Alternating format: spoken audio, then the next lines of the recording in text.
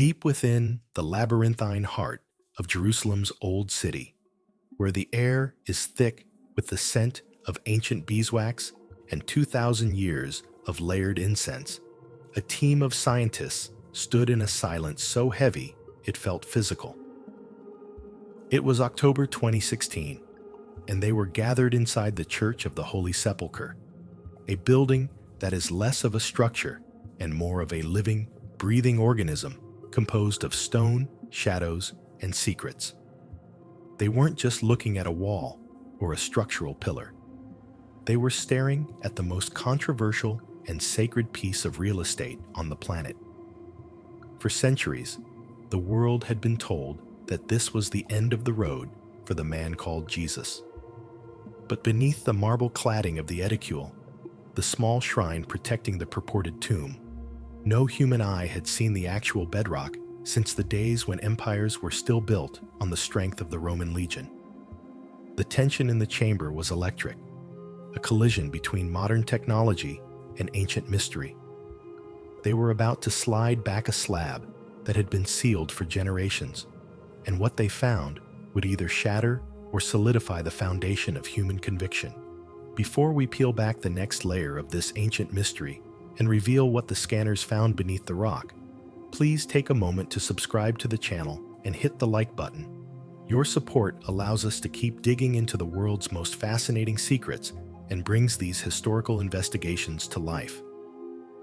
The story of this tomb does not begin with the whirring of 3D scanners or the precision of Greek engineers.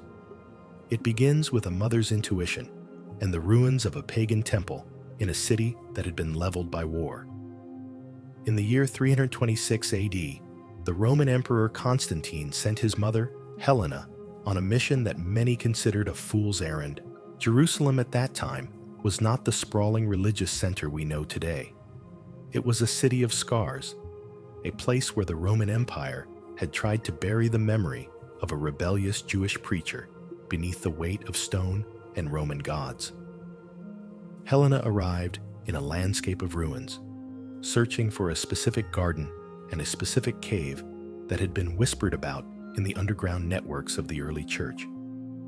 Tradition says she found it beneath a temple dedicated to Aphrodite, a site chosen by the Romans specifically to discourage Christians from gathering there. By building a temple to a Roman goddess over the site, the Romans had unintentionally marked the spot for history. Helena ordered the temple torn down, and as the dust cleared, a rock-cut tomb emerged from the earth. But as the centuries rolled on, that original tomb became encased in layers of protection, decoration, and destruction. The Church of the Holy Sepulchre was built, burned, leveled by earthquakes, and rebuilt by Crusaders. Each era added a new skin to the site. By the time the restoration team from the National Technical University of Athens arrived in 2016, the shrine known as the Edicule was literally held together by a 1947 British iron cage. It was a crumbling monument to a shared and fractured history. The Greek Orthodox, the Roman Catholics, and the Armenian Apostolic churches had spent centuries in a delicate, often tense, power-sharing agreement. But the structural integrity of the tomb had reached a breaking point. Rainwater, the heat from millions of candles, and the sheer weight of history had weakened the foundation. The scientists weren't just there to explore. They were there to prevent a collapse that would have buried the mystery forever. When they finally received permission to open the burial chamber, they were given a window of only 60 hours. 60 hours to document 2,000 years of history before the marble was sealed again, perhaps for another 500 years. The clock was ticking. 60 hours. In the world of archaeology, 60 hours is less than a blink of an eye. Usually, scientists spend months, even years, brushing away millimeters of dust with fine-tipped tools. But here, in the inner sanctum of the Edicule, the pressure was suffocating. The religious authorities had granted a window that was barely wide enough to breathe, let alone conduct a full forensic investigation. The experts from the National Technical University of Athens, led by Professor Antonia Marapoulou, veterans of the Acropolis, knew that every second lost was a piece of history that might never be recovered. As the massive marble slab began to slide, the air in the tiny chamber changed. This piece of marble had been fixed in place since at least 1555, and perhaps even earlier, acting as a shield for the sacred rock beneath. When the stone finally moved, the team didn't find the clean, pristine surface of a tomb. Instead, they were met with a chaotic fill of gray debris and loose soil. It was a physical manifestation of time itself, a layer of material that had built up or been placed there to protect the site from the millions of pilgrims who had pressed their faces against the stones for centuries. The scientists worked with a feverish but disciplined intensity. They weren't just clearing dirt, they were excavating the layers of human devotion. As they removed the first layer of fill, a second grayish marble slab emerged. This was a discovery that no one had predicted. Carved into the surface of this second stone was a small, delicate cross, a silent sentinel from the 12th century, likely placed there during the era of the Crusaders. The slab was fractured down the middle, a scar of the many tremors and fires that had ravaged Jerusalem over the millennium. This second slab suggested that the site had been deeply revered and modified far more times than the historical records had officially captured. Underneath this Crusader-era stone lay the ultimate goal. The team cleared away more mortar and sand, materials used by ancient builders to seal the gaps and preserve the sanctity of the interior. Then, it appeared, the original limestone burial bed. For the first time in modern history, the bare bedrock of the cave, the very shelf where tradition claims the body of Jesus was laid, was exposed to the light. It was a simple, rugged limestone surface, a burial niche cut directly into the hills of Jerusalem, matching the exact style of wealthy Jewish tombs from the 1st century.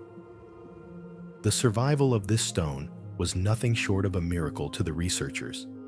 They had expected it to be worn away or destroyed by the weight of the massive church above it, but there it was, defiant and intact. While the world focused on the tomb itself, another mystery was unfolding just meters away, beneath the heavy stone floors of the basilica. As the restoration team expanded their reach to ensure the structural stability of the entire rotunda, they began to dig deeper into the layers of the earth.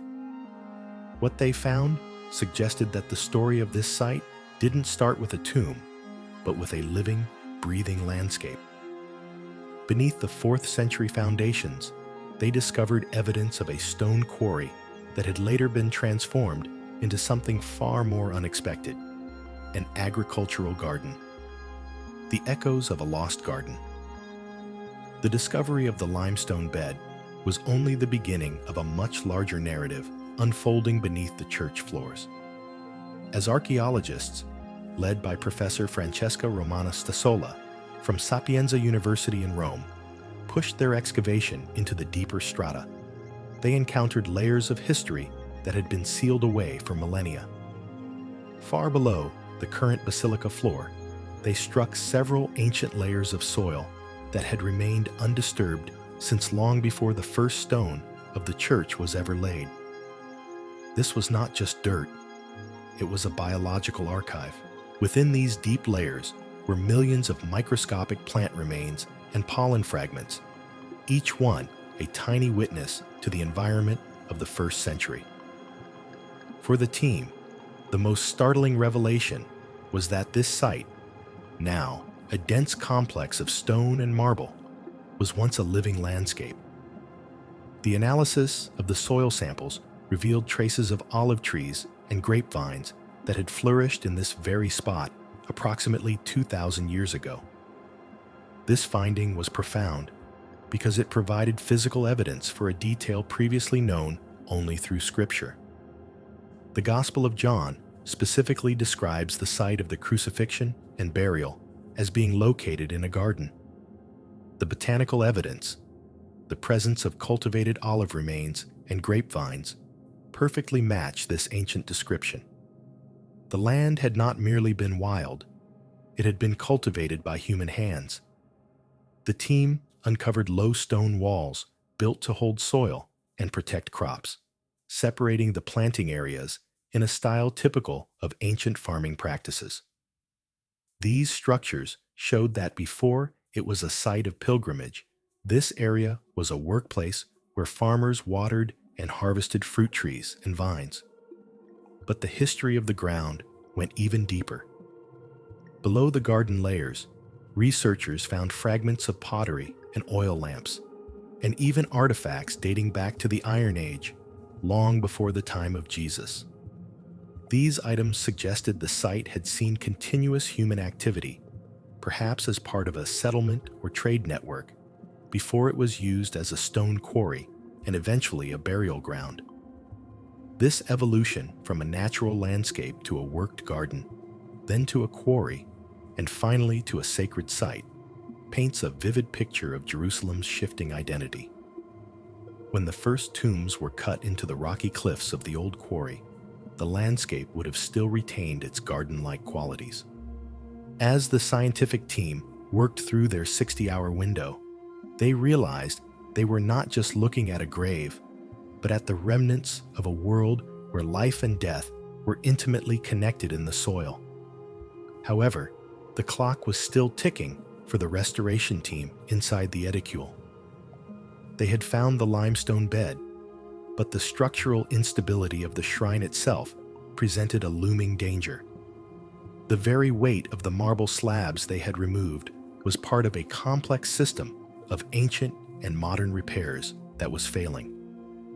The team needed to understand if the rock they were standing on could continue to support the devotion of millions, or if the secret chamber was on the verge of collapsing under the pressure of time. The technical reality facing the team from the National Technical University of Athens was even more dire than the surface cracks suggested. As they moved deeper into the structure, they realized the Edicule was essentially a house of cards held together by little more than habit and a rusted British frame.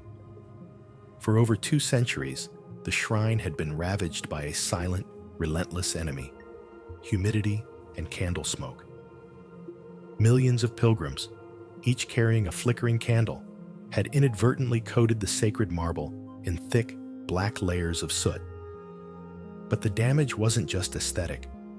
The heat and moisture from the breath of countless visitors had seeped into the stone, causing the ancient mortar to decay into a sandy, useless powder. When the experts finally began to dismantle the exterior panels, they made a chilling discovery. The shrine didn't sit on solid rock. It was resting on a weak and unstable foundation composed of soil, rubble from previous versions of the church, and the remnants of centuries-old building projects. Most unsettling of all were the unexplained tunnels and open spaces discovered beneath the rotunda surrounding the shrine. These hollow voids meant that the very ground beneath the tomb was shifting, threatening to swallow the monument whole. The restoration was no longer just about cleaning stones. It was a high-stakes engineering rescue mission. To save the site, the team had to employ a delicate balance of modern technology and traditional methods. They meticulously cleaned the marble slabs, removing years of pigeon droppings and grease that had obscured the stone's original character. To provide the necessary strength, they injected new, specialized mortar into the crumbling walls and re-anchored the ancient stone columns using titanium rods, materials chosen for their longevity and resistance to the harsh environment of the church. This work required an unprecedented level of cooperation between the Greek Orthodox, Roman Catholic, and Armenian Orthodox communities. For centuries, these groups had guarded their respective territories within the church with fierce devotion, often leading to disagreements that stalled any significant repairs. Yet, faced with the total loss of the tomb, they formed a historic alliance. This truce of stone was bolstered by global support, including a significant personal donation from Jordan's King Abdullah II, highlighting that the fate of this small chamber resonated far beyond the borders of Jerusalem. As the structural work neared completion, the team prepared for the most significant moment of the entire project. They had stabilized the walls and secured the foundation, but they still had to address the heart of the mystery. In the final hours of their access, they made a decision to ensure that future generations would not have to disturb the tomb again to see its history. They cut a small viewing window into the marble cladding, a permanent portal that allows today's visitors to gaze upon the bare rock wall of the burial chamber, connecting the modern world directly to the ancient limestone they had worked so hard to preserve. The invisible boundaries. By March 2017, the air inside the Church of the Holy Sepulchre had changed from the frantic energy of a construction site to the solemnity of a sanctuary reborn. A grand ceremony was held to mark the official reopening of the restored Edicule. Religious leaders, draped in traditional robes, gathered under the Great Dome to witness the unveiling of a structure that was no longer a crumbling relic, but a stabilized monument. The Patriarch described the restoration as a gift to the Holy Land and to the whole world, a sentiment that recognized the site as a shared heritage belonging to the cultural history of all humanity, far beyond any single religious community. The rusted British cage was gone, and the shrine stood strong on its own for the first time in decades. However, as the marble slabs were slid back into place and the inner chamber was resealed, a profound silence settled over the scientific community. The 60-hour window had closed, but it had opened a new chapter of debate that science was perhaps unequipped to finish. While the restoration was a triumph of engineering, the discovery did not close the book on the site's history. Instead, it exposed the limits of archaeology. Scientists had confirmed that the structure and the burial niche perfectly matched the style of first-century Jewish tombs. They had found evidence of the garden mentioned in the Gospels and mortar dating back to the era of Emperor Constantine. But the one thing they could not find was a signature. There were no human remains, no inscriptions naming the occupant, and no artifacts that could definitively tie the limestone bed to a specific individual from history. This is where the path of the researcher ends and the path of the believer begins. Archaeology can reveal the stone, the soil, and the structure, but it cannot prove a miracle or verify a name lost to time. For some scholars, the debate remains. Was this site remembered through a continuous local tradition, or was it a symbolic choice made centuries later by a Roman empress seeking to solidify a new state religion? The recent findings support the antiquity of the site, but they do not, and perhaps cannot, settle the question of identity. The project also highlighted the delicate tightrope that modern researchers must walk. Every decision to drill, sample, or scan was a negotiation between scientific curiosity and religious sensitivity. The Church of the Holy Sepulchre remains one of the most difficult archaeological sites in the world precisely because it is alive. It is not a static museum, but a place of active, daily worship where the stones themselves are considered sacred. Because of this, large parts of the original rock remain hidden behind later masonry, and researchers suspect that more secrets lie just a few inches behind the marble, forever out of reach. Yet, the lack of a final answer does not diminish the power of what was found. The scientists who stood in that chamber were not shocked because they found physical proof of a person. They were moved because they stood at the edge of human knowledge. They looked upon a piece of earth that has served as the focal point for billions of people over 2 millennia, a place where history, memory, and faith converge into a single, silent limestone shelf. The tomb was not empty of meaning just because it was physically empty of remains.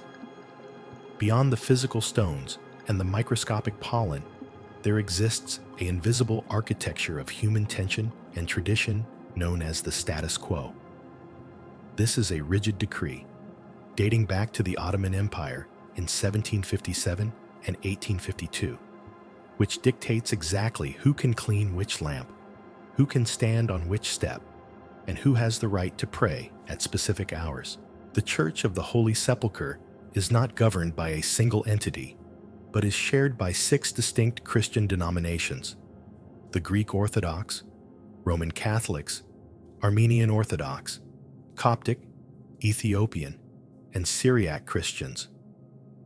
Every square inch of the building is a patchwork of territorial claims, a reality that makes any restoration effort a diplomatic nightmare. For centuries, this delicate balance was so fragile that a single monk sweeping a step belonging to another sect could, and often did, trigger a physical confrontation. This environment of extreme caution is why the 2016 opening was so monumental. To even touch the marble slabs, the 3 major communities, the Greek Orthodox Patriarchate, the Custody of the Holy Land, and the Armenian Patriarchate, had to reach a level of cooperation that hadn't been seen in modern memory. They were essentially agreeing to pause centuries of territorial suspicion to save the very ground they stood upon. This cooperation was the only reason the team from the National Technical University of Athens was allowed to enter the innermost chamber at all. But why was there such doubt about the tomb's location in the first place? For generations, skeptics and even some scholars argued that the site Helena found in 326 AD might have been a symbolic choice rather than a historical one. They pointed to the fact that the church was damaged and rebuilt so many times due to wars, fires, and earthquakes that the original layout must have been lost. Some even theorized that the original tomb had been completely destroyed by the Caliph al-Hakim in 1009, who ordered the church leveled to the ground. The 2016 restoration, however, provided a startling rebuttal to these theories.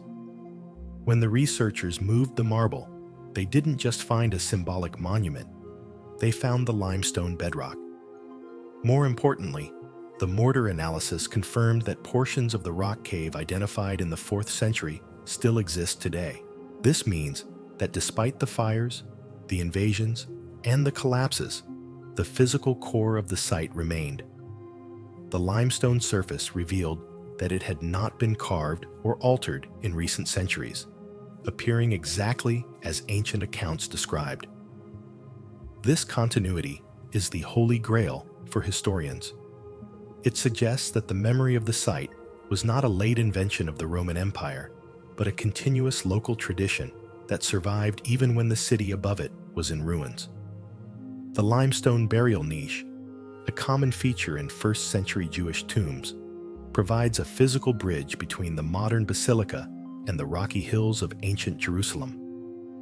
As the scientists analyzed the gray slab with the carved cross, they realized they were looking at a time capsule of faith, where each layer of stone represented a different era of human history trying to protect a single, silent point in the earth.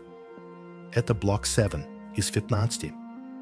Мы продолжаем наше повествование, сосредоточившись на невероятном напряжении последних часов работы и научных доказательствах, которые навсегда изменили историю этого места.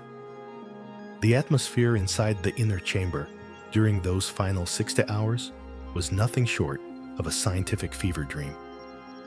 The religious communities had been clear. The access was a rare exception, a brief pause in a centuries-old ritual of worship, and it would not be extended. Experts from the National Technical University of Athens worked in shifts, day and night, their movements a choreographed dance of precision and haste. They were armed with the most advanced tools of the 21st century: high-resolution cameras, laser scanners, and ground-penetrating radar. Every inch of the limestone surface was documented, every grain of dust analyzed, because they knew that once the marble was replaced, these images would be the only evidence left for the world to study. One of the most critical breakthroughs came from the analysis of the mortar, the ancient glue that held the stone slabs in place. For decades, many historians believed that the tomb was a much later reconstruction, perhaps dating only to the time of the Crusaders in the 11th or 12th century. However, when the scientists tested samples of the mortar found between the limestone burial bed and the marble slabs, the results were staggering. Radiocarbon dating and optically stimulated luminescence tests showed that the material dated back to approximately 345 AD. This was the smoking gun of archaeology. It proved that the site had been architecturally enclosed during the reign of Emperor Constantine, exactly as the historical records had claimed. This discovery shattered the theories that the tomb had been entirely destroyed or relocated over the centuries. It confirmed that despite the city being leveled, the church being burned, and the earth shaking, the physical core of the 4th century monument had survived. The limestone bedrock, which researchers were now seeing with their own eyes, was not a replacement. It was the same stone that Elena, mother of Constantine, had stood before nearly 1,700 years ago. As the team examined the limestone niche, they noted its construction. It was a classic bench tomb, a shelf carved into the rock where a body would be laid. Such tombs were typical for wealthy Jewish families in the 1st century, suggesting that the site was originally intended for someone of significant status. This detail aligned perfectly with the biblical account of Joseph of Arimathea, a wealthy man who provided his own new tomb for Jesus' burial. But as the 60-hour window began to close, the scientists were hit with a wave of profound realization. They had spent years preparing for this moment, using every technological advantage available to modern man. Yet they were standing in a room where the most important questions remained invisible to their sensors. They could date the mortar, they could scan the rock, and they could confirm the era. But they were still standing on the threshold between physical evidence and spiritual mystery. The more they uncovered, the more they realized that the true power of this site wasn't just in its age, but in its ability to remain silent even when fully exposed. The hollow earth. Beneath the holy rock, while the world's attention was fixed on the opening of the burial chamber, the engineering team was facing a silent crisis beneath their feet. As they stabilized the Edicule, they discovered that the shrine was not resting on a solid, unwavering base. Instead, it sat atop a fragile accumulation of soil, rubble from earlier buildings, and decayed mortar that had been packed into the site over nearly 2,000 years. This was a vertical museum of structural failure, where each layer represented a different century's attempt to keep the building standing. Most alarming were the unexplained tunnels and open spaces discovered beneath the rotunda surrounding the shrine. These voids acted like pockets of instability, threatening to shift the earth and cause the entire structure to tilt or collapse. The church was essentially a massive stone jigsaw puzzle with missing pieces in its foundation. To fix this, the team from the National Technical University of Athens had to perform a delicate operation that felt more like surgery than construction. They injected new, specialized mortar into the weak sections of the walls and used titanium rods to re-anchor the ancient stone columns. This modern reinforcement was designed to be invisible to the eye, but strong enough to withstand the earthquakes and environmental stresses of the next several centuries.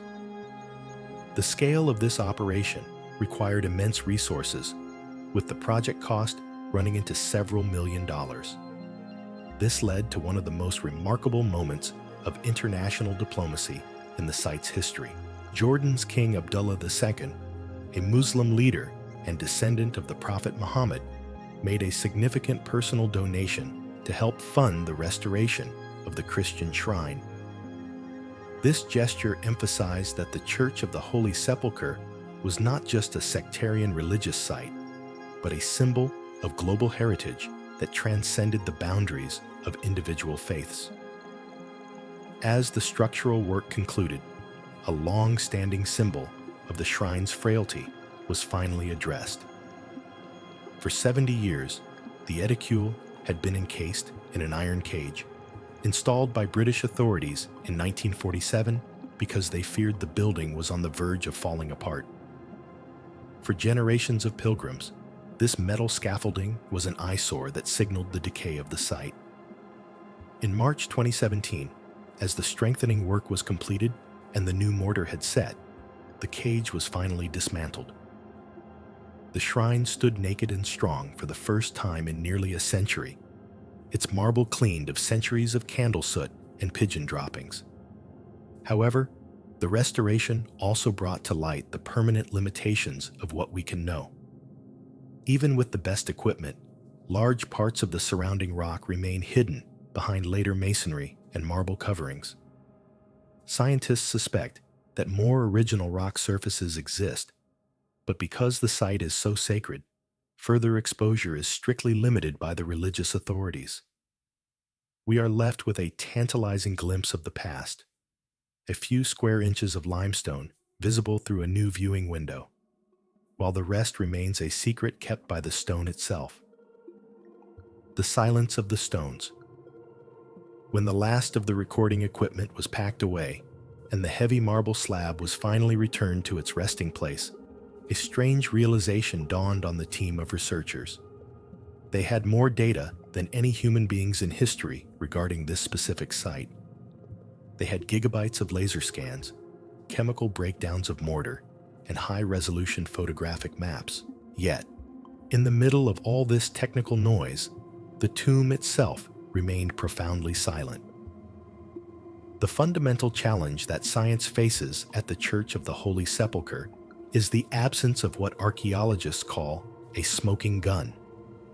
In a perfect world, a researcher would find an inscription, a coin, or a personal artifact that definitively links a site to a historical figure. But here, there are no human remains, no inscriptions naming individuals, and no objects that are clearly tied to a specific person. Archaeology can confirm with high precision that the limestone niche fits the exact burial practices of the 1st century. It can confirm that a wealthy family likely owned this tomb, but it cannot, and likely never will, confirm the identity of the person who was laid upon that rock. This gap between what we can measure and what we want to know is widened by the site's violent history. For nearly 2,000 years, this location has been a magnet for fires, earthquakes, invasions, and heavy foot traffic. Each of these events acted like a giant hand shaking a jigsaw puzzle. Even the most careful restoration work from earlier centuries, like those in the 1500s or after the fire of 1810, significantly altered the original layout. To study the tomb today is to look at a photograph that has been painted over a dozen times. You can see the shapes underneath, but the original colors are gone. Furthermore, the scientists were restricted by the very sanctity of the place they were trying to save.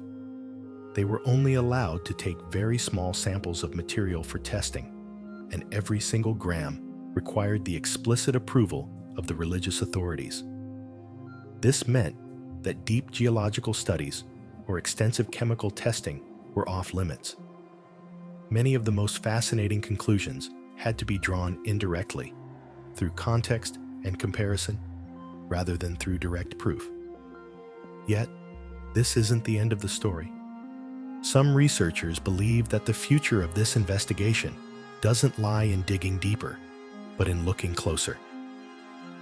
New technologies in non-invasive imaging and microscopic analysis may eventually allow us to peer through the marble and the masonry without ever moving a stone. The digital data collected during those frantic 60 hours is now stored in a digital vault, waiting for the technology of the next century to re-examine it. The tomb may be sealed for now, but in the world of digital modeling, the investigation continues every single day. The strata of time, what lay beneath the garden. The investigation didn't stop at the limestone bed of the Edicule. As the restoration continued, archaeologists led by Professor Francesca Romana Stassola from Sapienza University in Rome realized that the story of the site was far larger and more complex than a single burial niche. Beneath the heavy stone floors of the current basilica, they found a vertical archive of Jerusalem's history, preserved in layers of soil that had remained undisturbed for thousands of years. Artifacts of the Iron Age, the deepest secrets. One of the most profound discoveries occurred in the deepest excavated strata. Long before the Roman Empire or the birth of Christianity, this land was already a hub of human activity. Archaeologists recovered pottery fragments and artifacts dating back to the Iron Age. These small pieces of clay and stone objects suggest that the area was part of a settlement or a regional trade network centuries before it became a place of burial. These items tell a silent story of everyday life, of ancient people who lived, worked, and traded on this ground long before it was ever deemed holy. Finding such ancient material beneath the church foundations showed just how deeply the site is rooted in the very beginnings of Jerusalem's urban history. The botanical time capsule, reconstructing the first century. As the team carefully sifted through the undisturbed soil layers, they didn't just find stones, they found life. The earth contained millions of tiny pollen grains and plant remains that served as a biological time capsule. This data allowed scientists to reconstruct the landscape as it appeared approximately 2,000 years ago. They found definitive evidence of olive trees and grapevines. In ancient Mediterranean cultures, olive trees were the lifeblood of society, providing food, fuel, and oil, while grapevines were essential for both daily sustenance and regional trade. This evidence confirmed that the site was not a barren wasteland at the time of the crucifixion. Instead, it was a cultivated garden. The archaeologists uncovered low stone walls designed to terrace the land, hold soil, and protect crops, practices typical of ancient Judean farming. The soil between these walls showed clear signs of being worked by human hands, watered, and carefully tended. This discovery provided a direct, physical link to the Gospel of John, which explicitly states that the burial place was located in a garden, a changing landscape, from quarry to sanctuary. The site's evolution is a masterclass in urban transformation. The sequence uncovered by the scientists revealed a fascinating timeline. The Iron Age. The area was a site of human settlement and trade. The quarry. Later, the land was used as a stone quarry, where massive blocks were cut for the city's buildings. The garden. Once the quarrying was exhausted, the pits were filled with soil and repurposed into agricultural gardens filled with olives and vines. The cemetery. Into the remaining rocky cliffs of the quarry, tombs were cut, including the one believed to be Jesus's. The church. Finally, as Christianity spread, the garden and tombs were encased in the massive stone foundations of the first church in the 4th century. This transition from a place of industry, the quarry, to a place of life, the garden, and finally to a place of eternal rest encapsulates the layered history of Jerusalem. While the team has not yet completed radiocarbon dating on every plant sample, the position of the soil layers and the style of the stone walls confirm that this site was a thriving garden during the very era when Jesus lived. The digital resurrection, capturing the unseen. While the physical clock was ticking toward the end of their 60-hour window, the scientists were busy creating a different kind of immortality for the site. Realizing that the tomb would soon be sealed again, perhaps for centuries, the team from the National Technical University of Athens deployed an arsenal of cutting-edge technology to create a digital twin of the burial chamber. Experts used lights, high-resolution cameras, and sophisticated monitoring equipment to capture details that are simply not visible to the naked eye. The laser's edge. The team didn't just take photos. They performed a comprehensive 3D laser scan of the entire inner sanctum. These scanners emitted millions of light pulses per second, bouncing off the rugged limestone and the ancient marble to map the space with sub-millimeter precision. This process documented the exact positions of each marble slab, the texture of the limestone surface, and the structural cracks that had threatened the shrine's integrity. This data is now stored in digital archives, allowing researchers to visit the tomb in a virtual environment. Future advances in digital modeling and microscopic analysis mean that even though the tomb is physically closed, scientists can continue to re-examine the data as technology improves. They can zoom in on the mortar samples or study the tool marks on the limestone bedrock without ever having to disturb the stone again. A window into the bedrock. One of the most human-centric decisions made during the restoration was the installation of a small viewing window. In one part of the newly stabilized inner sanctum, the team cut a rectangular opening into the marble cladding. This allows future visitors to see the bare rock wall of the burial chamber, the actual limestone bedrock, without exposing the entire site to the damaging effects of humidity and touch. It serves as a permanent bridge between the ancient world and the modern pilgrim. Standing at the edge of knowledge. For the researchers, the experience was more than just data collection. Many described the moment they stood before the bare limestone as the most powerful of their careers. They were not speechless because they found definitive proof of a miracle, but because they stood at the limit of human understanding. They reached the point where the physical evidence of archaeology ends and the vast realms of history, memory, and faith begin. Science successfully revealed the structure, the age, and the environment of the site. It confirmed that the tomb survived earthquakes, fires, and rebuildings. But as the marble slab was finally slid back into place, the researchers acknowledged that the greatest result of the opening was a clearer picture of what archaeology can and cannot do. It can preserve the house, but it cannot always tell you who lived inside. The shadow of the second chamber. While the 2016 restoration provided a wealth of data, it also served as a stark reminder of how much remains tantalizingly out of reach. One of the most persistent questions haunting the scientific team is the true extent of the original cave. What we see today, the small, isolated room inside the Edicule, is not how the site looked 2,000 years ago. In the 4th century, to create a focused monument, the Roman builders under Emperor Constantine took a radical approach.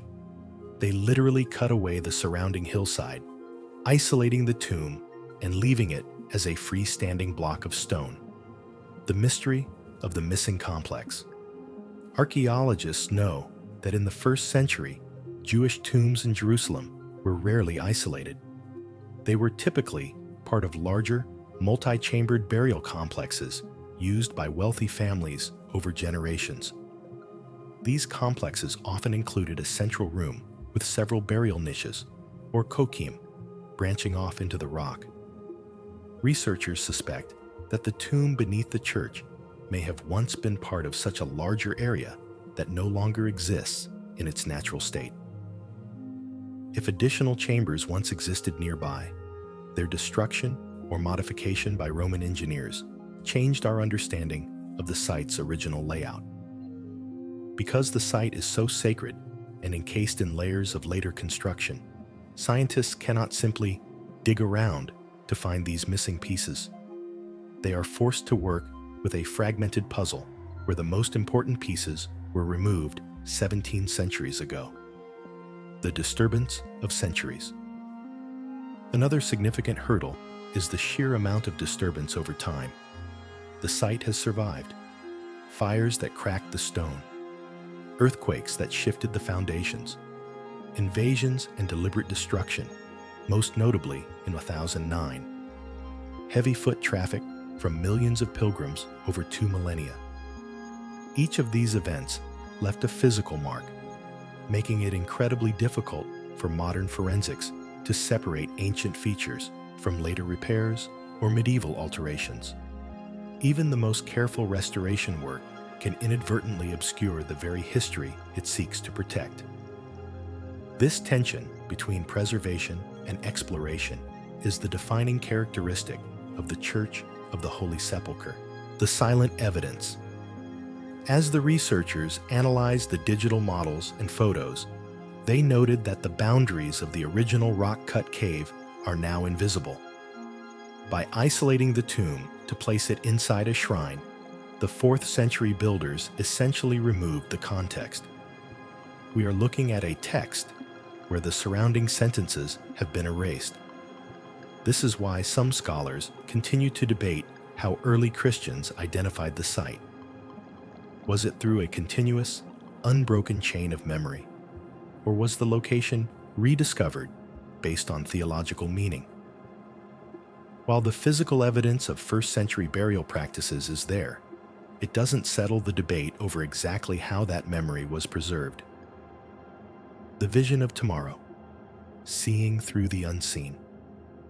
As the heavy doors of the Church of the Holy Sepulchre swung back open to the public in 2017, the scientific team left behind more than just a stabilized shrine. They left a digital legacy that may one day answer the questions they had to leave behind. The 60-hour window was a triumph, but in the grand timeline of archaeology, it was only a beginning. The data collected is now a foundation for the next generation of researchers who will use tools we are only beginning to imagine. The rise of non-invasive archaeology. The primary challenge of studying this sacred site has always been the physical impossibility of dismantling it. However, the future of archaeology at the Holy Sepulchre lies in non-invasive imaging. Technologies such as muon tomography, which uses cosmic particles to see through thick stone and soil, or advanced ground-penetrating radar, could allow scientists to map the hidden rock surfaces and potential secondary chambers without moving a single grain of ancient dust. This approach respects the religious sensitivity, safety, and preservation of the site while satisfying scientific curiosity. A digital vault for history. The high-resolution scans and measurements taken during the restoration are now stored in a digital format that acts as a permanent record. As digital modeling and microscopic analysis software become more advanced, future historians will be able to re-examine the 2016 data with fresh eyes. They might discover patterns in the stone tool marks or chemical signatures in the mortar that were invisible to the instruments used today. In this sense, the tomb is never truly closed. It remains open in the world of virtual research. The difficult path of discovery. Despite these technological promises, the church remains one of the most difficult archaeological sites in the world to study. Every project must balance the hunger for knowledge with the profound respect required by the religious communities that oversee the site. This tension is not a barrier to science, but a necessary part of its process here. It ensures that when a discovery is made, it is done with the weight of history and the care of the entire global community. Experts agree on one fundamental truth. The discovery beneath the tomb proved that the site still holds information that has not been fully understood.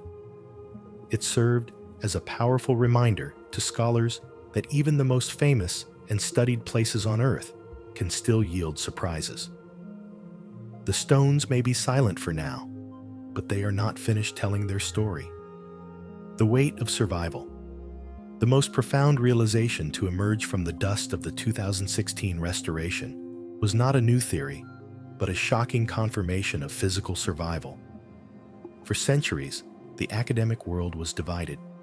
Many believed that the original rock-cut tomb had been obliterated by the tides of war or the heavy-handed renovations of the Middle Ages. Yet, when the scientists stood within the open chamber, they were looking at the actual 4th century rock surface. This was the very stone that the Roman engineers, under the direction of Emperor Constantine and Helena, had identified as the sacred site nearly 1,700 years ago.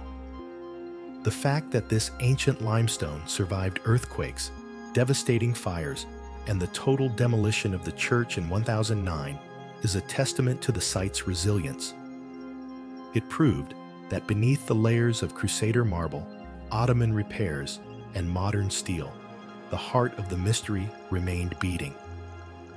This physical continuity acts as a bridge, linking the modern digital age directly back to the twilight of the Roman Empire and, potentially, to the 1st century garden. However, this discovery did not just provide answers. It redefined the relationship between science and faith. The researchers admitted that they were left speechless, not because they found a hidden artifact, but because they reached the edge of knowledge. They had successfully used radiocarbon dating, laser scanning, and mortar analysis to confirm that the site matched its historical descriptions. They had proven that the environment, the olive trees and grapevines, was exactly as the Gospels described. But they also recognized that science has a ceiling. Archaeology can prove that a wealthy family's tomb existed in a garden outside the walls of ancient Jerusalem. It can prove that builders in 345 AD encased that tomb in a shrine. But it cannot prove the resurrection. It cannot prove the identity of the person who was once there. This tension, the silent, empty limestone shelf, is where the evidence ends and the personal journey of the viewer begins. The restoration was also a landmark for human cooperation. The fact that the Greek Orthodox, Roman Catholic, and Armenian Orthodox communities, groups that have struggled with territorial disputes for centuries, agreed to this project was a miracle in its own right. They proved that the preservation of shared heritage can overcome the deepest of divisions. As the Patriarch noted during the reopening ceremony, this was not just a restoration for one church, but a gift to the whole world. Это финальный блок 15 из 15. Мы завершаем наше масштабное путешествие сквозь века, подводя итог одному из самых значимых археологических и духовных событий современности. The legacy of the limestone. The major restoration and the first opening of the tomb in centuries were ultimately about ensuring that this ancient and sacred site remained safe and strong for future generations. By blending modern science with traditional care, the project protected a place that holds deep, irreplaceable meaning for millions of people around the globe. It was a rare moment in human history where the layers of time, from the bedrock of the 1st century to the marble of the Renaissance, were revealed and honored through a spirit of global cooperation. The boundaries of discovery. As the dust settled, the world was left with a clearer understanding of what archaeology can and cannot achieve at such a site. Scientific capability. Science can successfully reveal the structure, age, and physical environment of a location. Historical verification. It can confirm whether a physical site aligns with its historical and scriptural descriptions, such as the garden setting and the style of the burial niche. The final threshold. Science cannot prove belief, identity, or miracles. It cannot put a name to the silence of the stone. The tomb was not empty of meaning just because it was physically empty. For the experts involved, the most profound result was not a data point, but the experience of standing at the edge of human knowledge, where evidence ends and the realms of history, memory, and faith begin. A heritage for the future. The discovery beneath the Church of the Holy Sepulchre reminded the global community that even the most studied places on Earth can still surprise us. The site continues to hold information that has not been fully understood, promising that as technology advances, new secrets may yet emerge from the shadows of the Edicule. This church is not merely a religious sanctuary for a few denominations. It is a heritage site that belongs to the collective cultural history of all humanity. The 2016-2017 project was a gift to the Holy Land and to the whole world, a testament to what can be achieved when we choose to preserve our shared past rather than let it crumble. The limestone bed remains, sealed once more, a silent witness to 2,000 years of human devotion. If you have been moved by this journey into the heart of Jerusalem's most sacred mystery, please subscribe to the channel and press the like button. Your engagement allows us to continue producing high-quality, deeply researched stories that bring the world's hidden history to light. Thank you for watching and being part of this exploration.